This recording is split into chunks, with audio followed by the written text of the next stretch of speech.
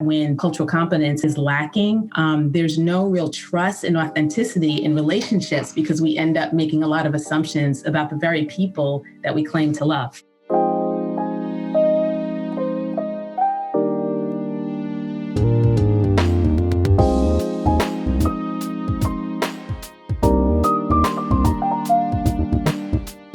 You're listening to As in Heaven, a Christian conversation on race and justice. In this episode, we welcome Denine Blevins to discuss the importance of cultural competence, both at the individual and the organizational level. Denine thoroughly defines these terms and also shares how cultural competency within Christian organizations must be different and distinct from just the boilerplate secular diversity training that you find in the average workplace. Jim Davis and Mike Aitcheson are your hosts. Mike Graham is the executive producer. My name is Matt, and I'm the technical producer. And now, please enjoy this episode of As in Heaven with Denine Blevins. Well, welcome to As in Heaven Season 2. My name's Jim Davis. I am your host. My co-host today is Mike Aitcheson, big Mike over there. And we are going to talk today about leading organizational cultural competency. And we have the privilege of talking with Denine Blevins. Denine is the executive director of Parakaleo. So I'm really excited to dive into that in a little bit. My wife is in Parakaleo. Mike's wife is in Parakaleo. In the past, you've brought your execution-minded focus to ministries like substance abuse, recovery home for women, launching a dance team for kids experiencing poverty.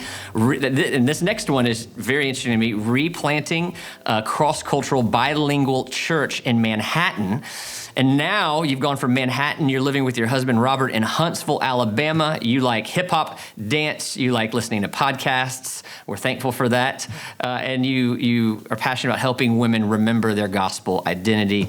Denine, thank you so much for joining us today. Thank you so much for having me here today. So we wanted to have Denine on the show because of her dual expertise in both organizational leadership and her deep biblical understanding of the complexities of the conversation on racial justice. That is actually a rare combination to find, both of these traits.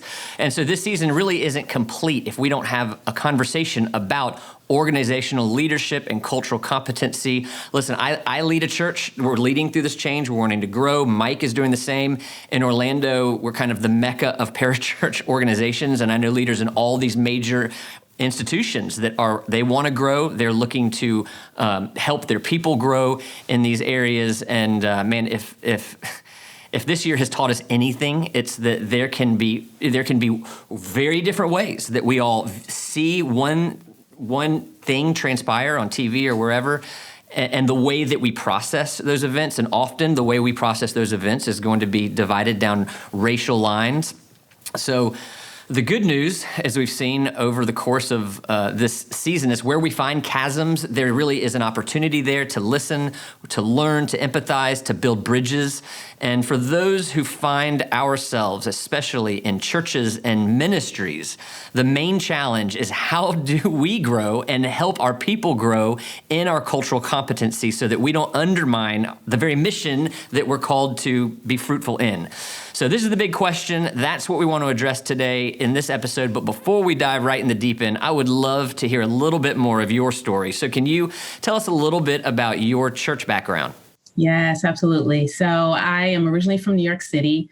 I became a Christian later in life in my late 20s and started off living, I ended up moving to North Carolina and started attending just a solid, grace-rooted, Bible-believing church. And that church was committed to crossing socioeconomic and also racial barriers for the purpose of authentic relationships. What was unique about that experience is that it was a predominantly white church. And for me, having grown up in predominantly white settings as a child, and then going to a historically Black college, in university, I had sort of said to myself, I never wanted to be in the position again where I was one of the only minorities. So God really had a sense of humor bringing me to this church, but I really loved it and learned so much from that experience and was actually able to speak into some of the conversations leading cultural change at that church. So from there, I ended up becoming a missionary in the Dominican Republic. I was on a team where I was one of two Americans. I was the only Black American. And leading with Dominicans. My leader was Dominican, all of my teammates were. And so it was a different dynamic to surrender and submit to that leadership there. From there, and what was unique about the church that I attended is that they had a commitment to crossing racial bounds between Dominicans and Haitians. And so that was very similar to the story of Black and white in the United States, obviously with a different history and implications. And they were also committed to socioeconomic diversity as well. So from then, ended up moving back to New York City, moved to a community called Washington Heights, which, if you know of anything about this neighborhood in Uptown Manhattan, it's a very diverse community, about 70% Hispanic, some Spanish, mostly Spanish speaking, 20% white, and 10% Asian and African American. And I was a part of a church replant there of, as you said, restarting a church that would cross both socioeconomic, but also racial lines, and also language. So bilingual, multi-generational church. And in this community, there was the street of Broadway, just went right through the community. And so on the west side of Broadway, were more of the upper class, wealthier residents. And then the east side were the lower income, mostly Spanish speaking. And so our church was specifically to bridge that divide. So that's a little bit about my church context. All right, Denine, thank you for sharing that. Can you tell us a little bit more about Parakaleo and what your role is there? Mm-hmm. Sure, absolutely. So Parakaleo, which means coming alongside in the Greek, was started by two women and I believe the ministry was started to address an issue of injustice. And I would say that's the lack of training and support for women who carry a lot of the relational and the practical burden of church planning, but without any of the equipping that our brothers tend to have. So as women who are playing supportive roles, usually elders and deacons are part of a supportive community where they encourage one another and they get training, where women are just kind of thrown into the fire and we're expected to thrive under the weight of relational conflict, a lot of transition and ambiguity. So Parakaleo was set up to address that disparity. So we provide training in gospel identity. And so we facilitate these training spaces for women and safe supportive groups for them to process life together. So while Parakaleo primarily serves wives, when I went into the training, I was a single woman at the time, replanting that church in Uptown Manhattan, and it was really a lifeline for me. So like many organizations, the founders started off very organically with who was around them in the context that they were in. And that happened to be predominantly white, with many exceptions. Later on, the doors opened for them to go overseas and to encourage women to shape the training for that particular cultural context. And so Parakaleo is now in about 12 different countries. Our material has been translated into several languages. And as we grow, we've been considering not only how to serve diverse women, but make sure that they have a culture-shaping influence organization-wide.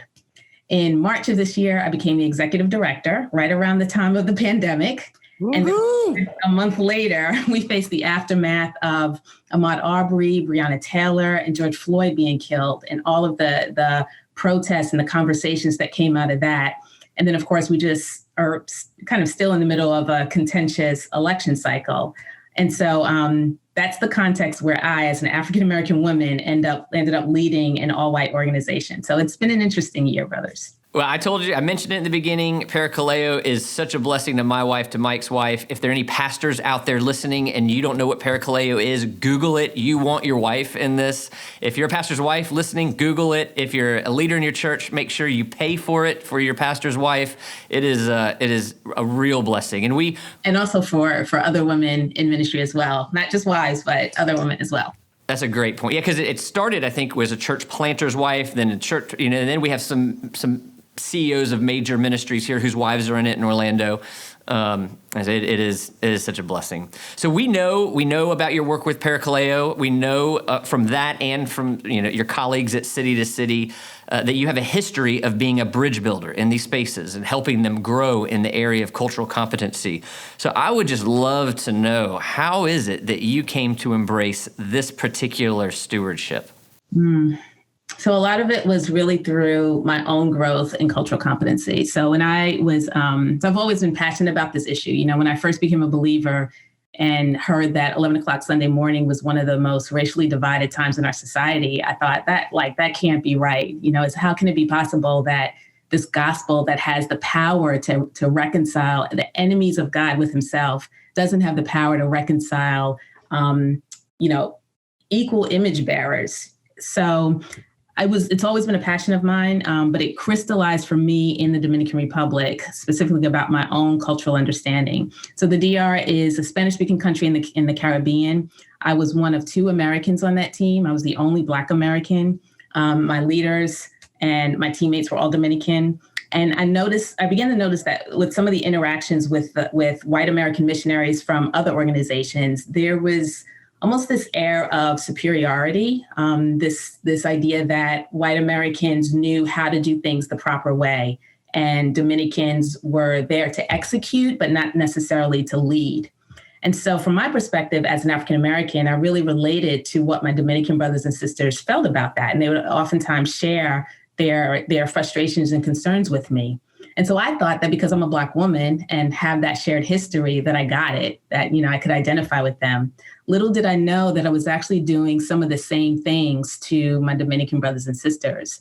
I remember I had a conversation, it was really an argument with one of my teammates who was probably about 10 years younger than me, but he came to me and said, you think you know my people, you don't know my people, you haven't even lived here enough to understand our culture. And he was right. I realized that I had been trying to give advice for situations that they really didn't want my advice about, or I'd been making assumptions that just weren't true. And so because I wasn't fluent in the language at the time, it forced me to shut up, to listen, to observe, and to learn, and to gain credibility through relationship, through trust, and through understanding. And so what that taught me about cultural competence is that when that is lacking, there's no real trust and authenticity in relationships, because we end up making a lot of assumptions about the very people that we claim to love. Denine, that is so on point. There are very few things in life that can be accomplished without having deep, authentic, and sincere relationships. And especially in a time where cultural competence is so critical, relationships are paramount. So thank you for that. Is there a moment or two that was really formative for you, that really catalyzed a desire to help to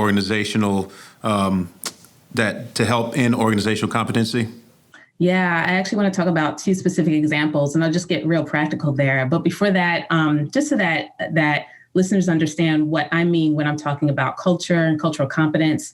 So I'm looking at culture as the unspoken way that things are done by a particular group.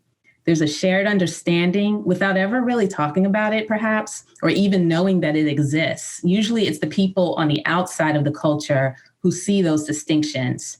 But even though no one talks about it explicitly, when someone's breaking the rules. So my example, this is kind of a simple example from the Dominican Republic, but Americans tend, and I'm speaking in generalities here, but Americans tend to have more of an individual mindset, where Dominicans tend to have more of a collective mindset. And so I would buy, a bag of chips, for example, and my Dominican teammates would reach for my bag to get chips.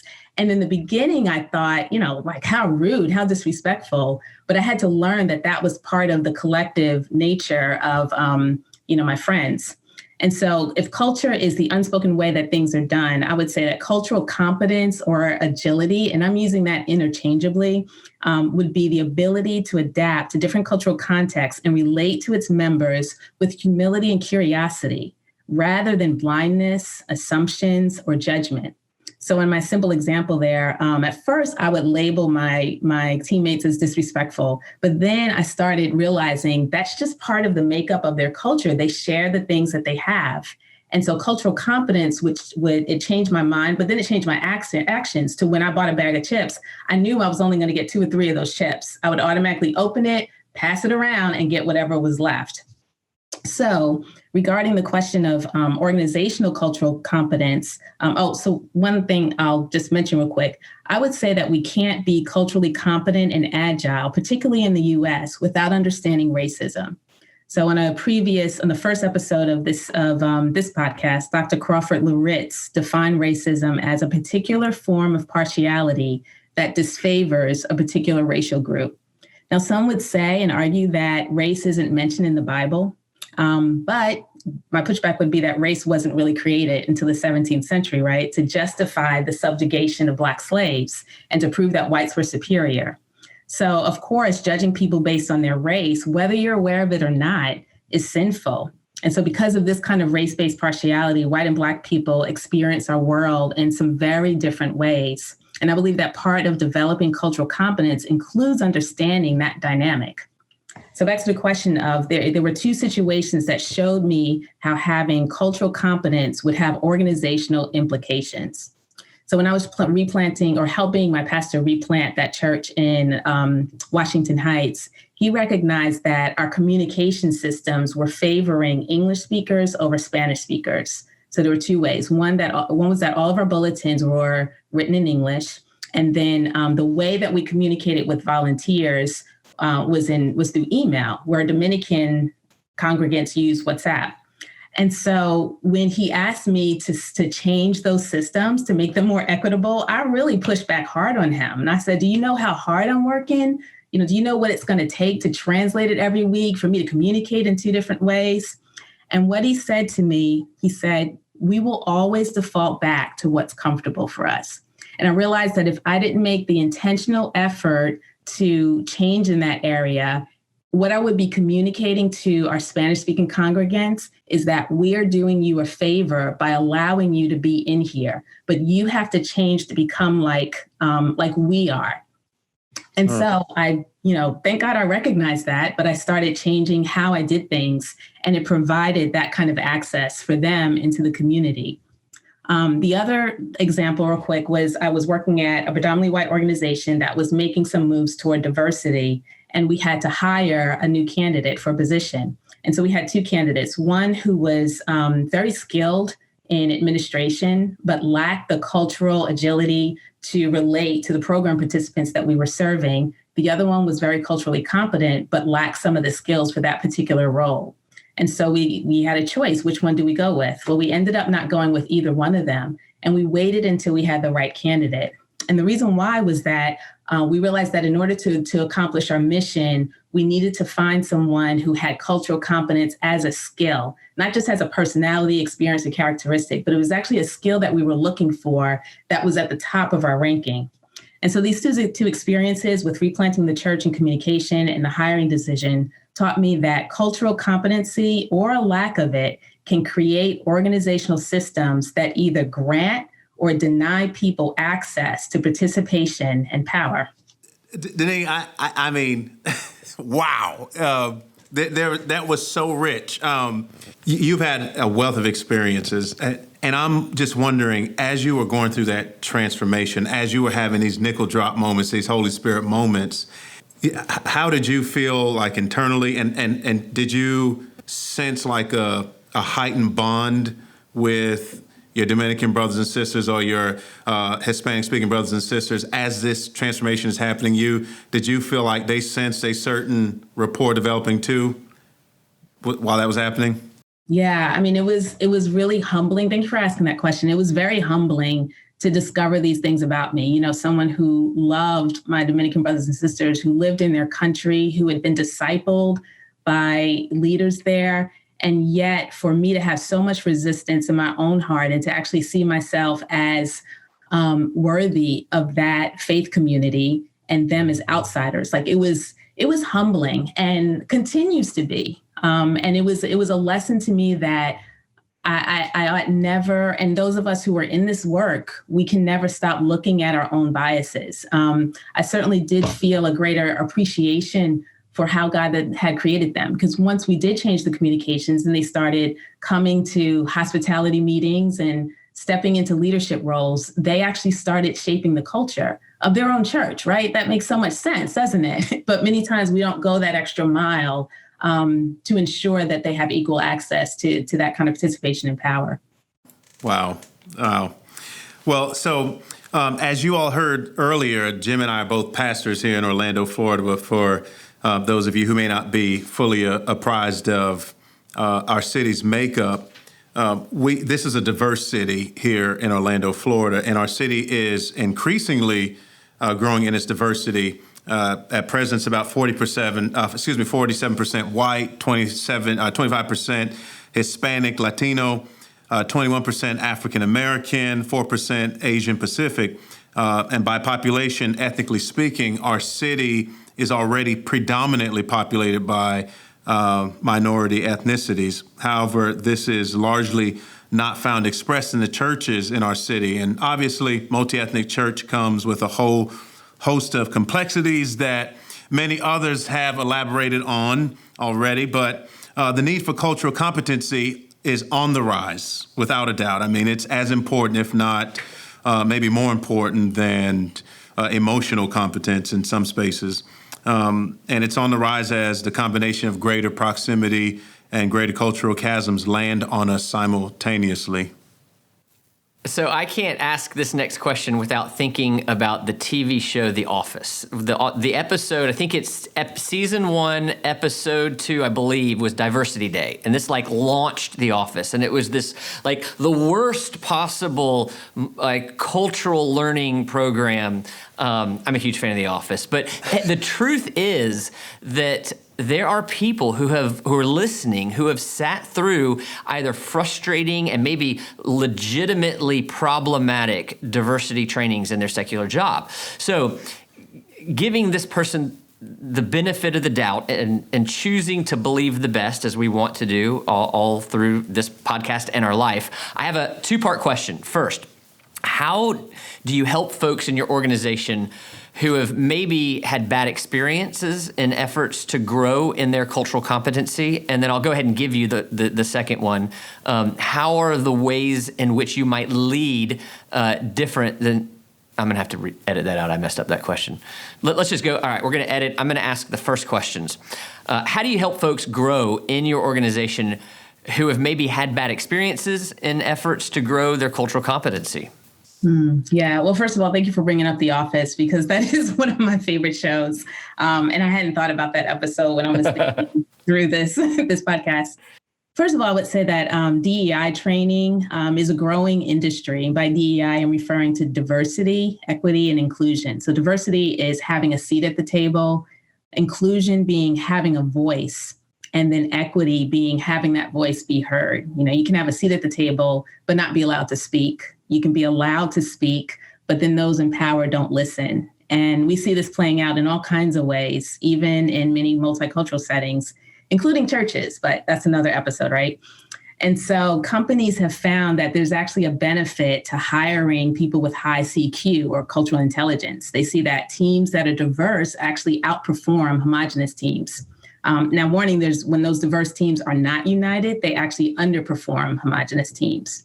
And so secular efforts toward diversity motivated by profit can result in creating a culture in which employees are afraid of saying and doing the wrong thing because of political correctness, the cancel culture that we have.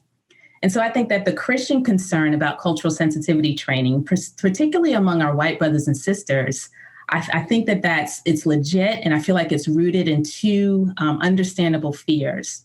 The first one is the fear of being characterized as something that they're not, being labeled as insensitive, being labeled as not just having racial bias, but being labeled as being a racist, and so in some of these cultural efforts toward cultural sensitivity, we're actually naming people and putting labels on them that we don't have a right to put on them. One of the things that we say in Parakaleo is that only God has the power and the authority to name us, because only God knows who we are. Only God knows our motives, and he knows the inner workings of our heart.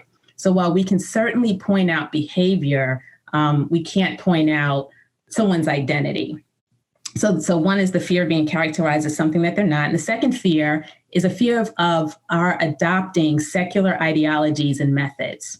So I think that both are worthy of addressing. We ought not dismiss them or discount them. And I think we need to be careful about painting entire groups with a broad stroke of bullying or shaming people and making them feel guilty for being white. And unfortunately, like any other way of thinking that we tend to follow that doesn't align with biblical truth, we have to be careful. And so I think that we can critique training and practices that go in this direction. Now, at the same time, I often think that the fear of how we engage in this issue actually keeps us from engaging. And when we don't engage, people who are not under the lordship of Christ actually take matters into their own hands. And they create strategies for us for addressing injustice. Because we, the body of Christ, have failed to do so. So if we continue to ignore this issue, the trend is going to continue and the racial divide is going to grow. Yeah, so how are the ways in which you might lead different than their negative experiences? Yeah, so I think one way is by helping the team understand how cultural competence aligns with our vision, mission, and goals. And like helping them understand that if this isn't a separate thing or a personal agenda that we're going into, we're actually doing work that's going to help us achieve our vision. The second thing is helping them see how cultural competence is a reflection of God's heart for us and also for his people.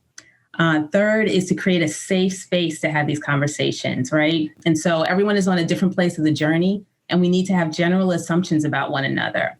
We need to resist canceling someone just because they say the wrong thing. I really believe that we need to be less concerned about what people say and more concerned about renewed hearts and minds that lead to right actions. And then for the subdominant culture, whoever is a minority in that space, like giving them a heads up about sensitive conversations and not forcing them to bare their souls about all the racial injustice that they've experienced in their lifetime to people who may not respond with empathy, because that can be hurtful for them. Also, we need to avoid tokenizing them and using some certain people as the token for our diversity issues. And then finally, we need to root ourselves in our gospel identity. You know, we need to realize that we're both deeply sinful and also deeply loved. And so we shouldn't be surprised by our sin, even if it's racial bias. But because of Christ, we can have redemptive hope. Oh, those are good thoughts, Denine, honestly. Now, how do you know if your organization is ready to even have these conversations?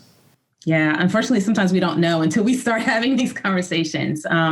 I think in my case, when I was interviewing for the role, you know, I really had to think long and hard if working in such a significant leadership position at a predominantly white organization was going to be healthy for me.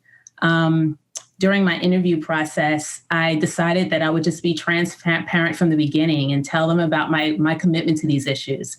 I let them know how much Parakaleo had personally impacted me so much, but how many times I had to contextualize and reframe some of the material from my own experiences. I talked to them about how I experienced it as one of the only minorities there, and how I really longed to take the material much further into, particularly in the United States, to women that had not been a part of those spaces before.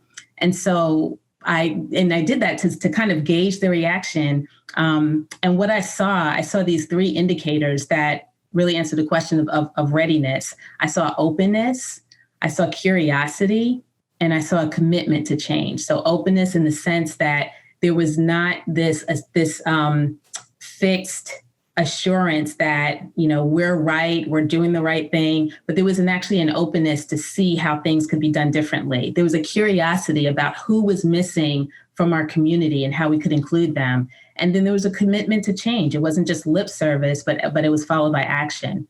And so I realized that this isn't always the case. Sometimes God has called people to step into the area of cultural change, especially in the Christian community. And there's a lot of pushback there. I realize that some people aren't going to be ready to have the conversation.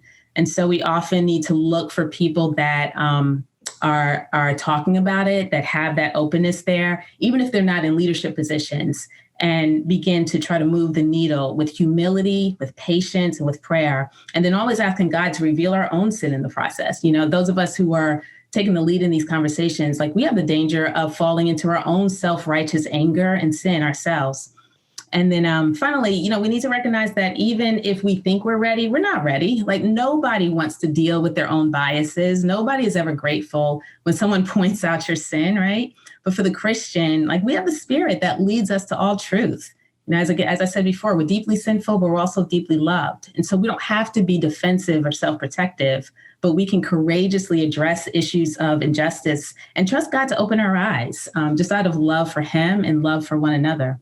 Well, this next question we've touched on already in multiple places, but it is the $1 million question. So I'm going to just to be, a fault of mine is I tend to over communicate, but I want to make sure it's clear. And one of the neat things about doing ministry in Orlando, Mike would attest to this, is the pastors here, we're really good friends. We get together regularly. So I know that it's not just my $1 million question. I know it's theirs. I know, we get to run with people in Crew and Family Life and RTS and Ligonier and Wycliffe and Pioneers, because they're all, I'm leaving some out, but they're all here. And so this is the $1 million question. We're asking, how do we help our organizations that we serve and lead grow in their cultural competency. I like cultural agility, the way you've been saying that, so that we don't actually undermine the mission that we've been called to be fruitful in. Yeah.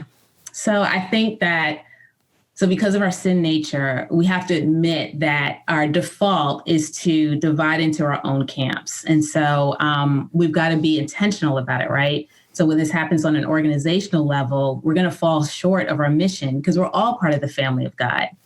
I think a lot of homogenous and predominantly white churches are going to ask, like, why do we need to grow in cultural understanding? But, we need to, when we think about the mission of the church, regardless of what our actual mission statement is, our mission is to make disciples.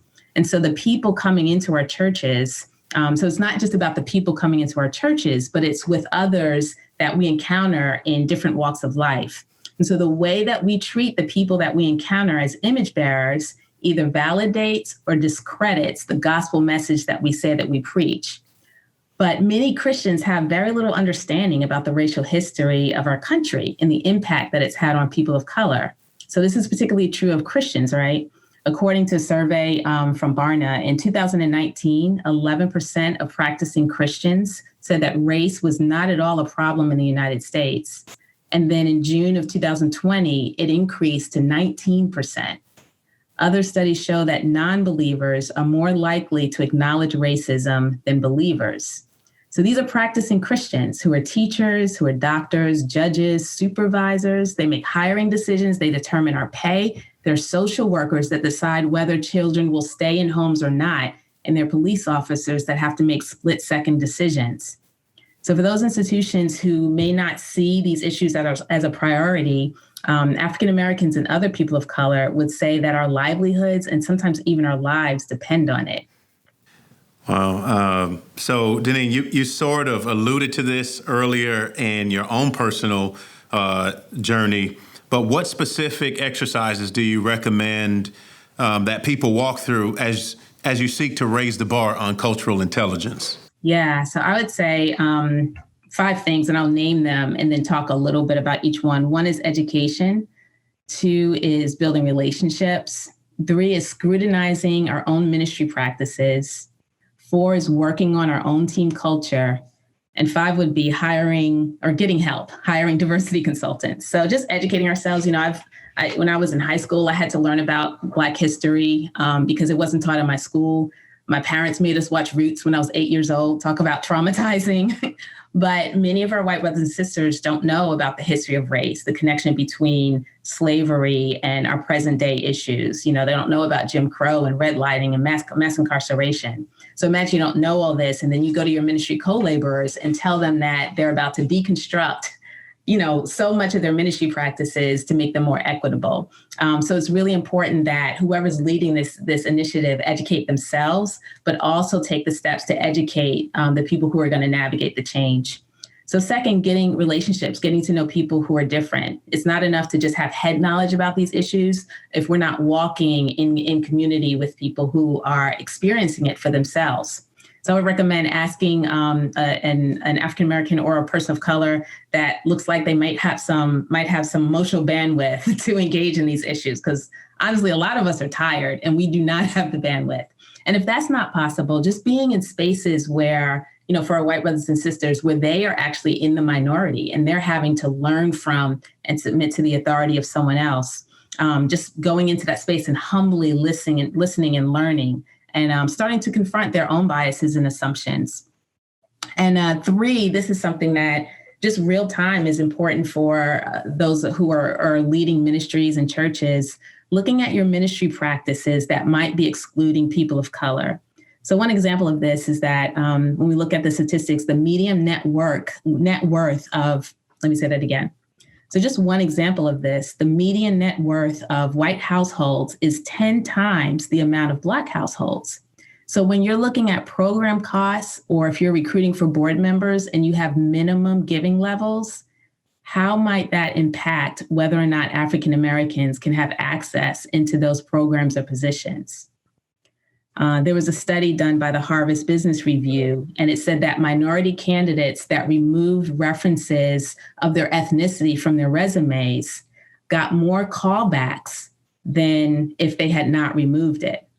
And so if you have a person in your organization that's going to be making hiring decisions, are they aware that they might perceive a resume written by John differently from one written by Jamal, a resume written by Katie differently from one written by Lakeisha? And I'm gonna interrupt you right there. We had Jason Cook on the podcast, and he was talking about he was named Jason by his parents for that reason. Yep. And I didn't. Sorry to interrupt you, but this is other people are saying this. That's right, and these are real things. So that the third practice would be looking at our ministry practices and seeing what needs to be changed so that we provide access for those who aren't included. 4, work on existing team culture. So if the culture is homogenous and yet there's an unhealthy culture where there's not where you're not fostering inclusivity, where people don't feel like they have a voice, where there's not a place where there's not healthy feedback, where there's not a place where you can rumble and have healthy conflict. When you bring in diverse people into that space, that's actually going to add another layer of complexity. And so one thing that people can do in the meantime is just work on their general team culture, work on hospitality. So one of my recent concerns is with this new virtual environment. I've been in spaces where I know that there are African Americans in that space, but they leave their cameras off and their mics muted until they know that it's safe to speak there. And so we even need to rethink how we do hospitality in a multicultural virtual environment so that people feel like they have a voice. And then lastly, as I mentioned before, hire a diversity consultant. Now I realize that, organizations, including our own, may not have the resources to do something like that. And a lot of people of color who are leading these organizations have an extra burden of also leading these initiatives. And so go as fast or slow as your bandwidth and budget allows. But if you have the ability to do so, hiring someone who knows what they're doing, because we're not trained to be diversity consultants, but it helps to get outside help. Can you tell us about some of the pitfalls, some of the landmines that you've seen when organizations are trying to grow in these areas? Yeah, I can name 3 of them. One is expecting immediate results. And because we expect immediate results, we give up too soon. The minute that we create a safe space for people to talk about how cultural bias has affected them, anger comes out, and a lot of times our white brothers and sisters are very afraid of Black anger, right? Getting, the pushback that comes from this work is intense. And so when we don't get immediate results, we don't get people on board right away, that can cause us to shrink back. And so we have to determine the right pace. My husband is a fan of using the cruise ship analogy, where if you turn a cruise ship too slow, people are going to get impatient and jump ship. But if you turn it too fast, they'll fall overboard. So finding the right pace is important. The second pitfall would be pointing fingers to people who don't get it, but not dealing with your own blind spots and continual growth. It's important to remember that our allyship is not our identity. Being ally is a gift that God has given us to steward, but we can't use it to justify ourselves or to declare ourselves righteous or to prove to other people that we're woke or that we've got it when other people don't. And actually, when we fall into that kind of performative allyship, it actually hurts our ability to lead others into cultural competency. And then finally, I think another pitfall, the last pitfall, is pursuing optical diversity without addressing issues of power and access. So that's an example of bringing people to the table, but not allowing them to change the meal, right? We ask people to come into our organizations, but we don't really want them to disturb the way that things are done. So if we're really committed to this work, we're going to look at power as one of the key things that needs to shift with a cultural change. Well, as we get to the end of our time together, the subtitle of this season is A Christian Conversation on Race and Justice, and that word Christian is really important to us here. So in what ways does leading in these areas help to reveal aspects of God's character and his values? Yeah, so we serve a God who is completely unlike us, yet he made himself like us, right? He stepped into our culture. He became one of us to bear witness to the love of his Father. So this was like a scandalous sacrifice, to stoop down so low to forsake all of his power and glory so that we, his enemies, could be saved. He could have walked away from us, but he didn't. So we can walk away from this conversation. Some of us can. Some of us don't have a choice. But God invites us to lay down our lives for one another in humility and in love. We don't have to, but we get to participate in God's work of renewal and redemption. Well said, Denine. Can I just say, when's the book coming out? So as we come here down our home stretch, what else would you want to say to those who are listening who maybe aren't convinced that this is important, or maybe has concerns that we are importing worldly ideas into the church or our ministry? Yeah, I think first I would say for those of us who are in this work, our tendency might be to resist pushback as soon as it comes, right? I don't think that's helpful. I think we need to, a pastor said to me recently that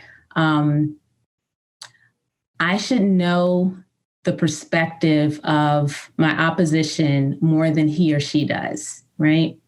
And and that's something that I've been thinking about a lot. Like, I think we want to be mindful of the concerns that people have. I think we want to do more listening than speaking.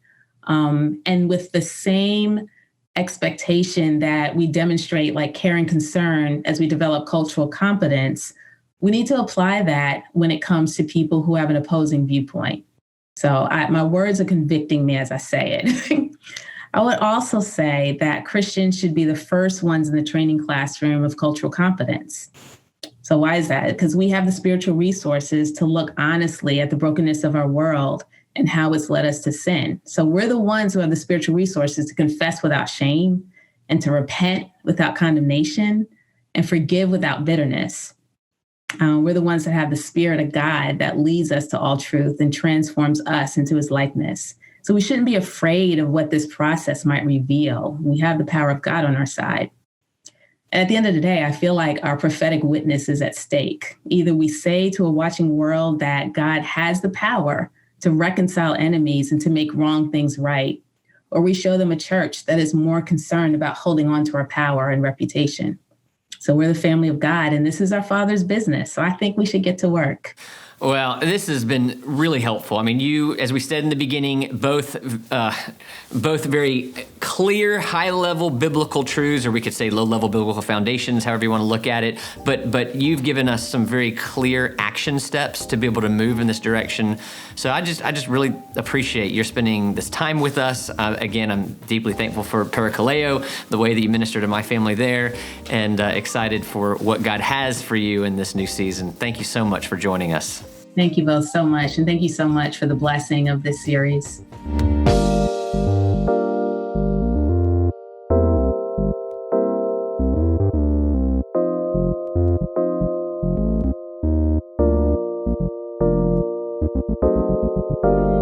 For more interviews, resources, and discussion questions based on the content you've heard, go to asinheaven.com. That's ASINHVN.com. If you liked this episode, please take a second to give us a 5-star rating on iTunes, which you can do right from the Apple Podcasts app if you're listening there, or take a second to share it with a friend. Thanks again for listening.